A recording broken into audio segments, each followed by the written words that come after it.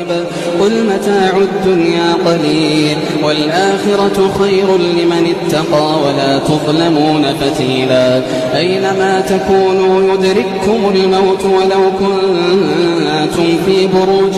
مشيدة وإن تصبهم حسنة يقولوا هذه من عند الله وإن تصبهم سيئة يقولوا هذه من عندك قل كل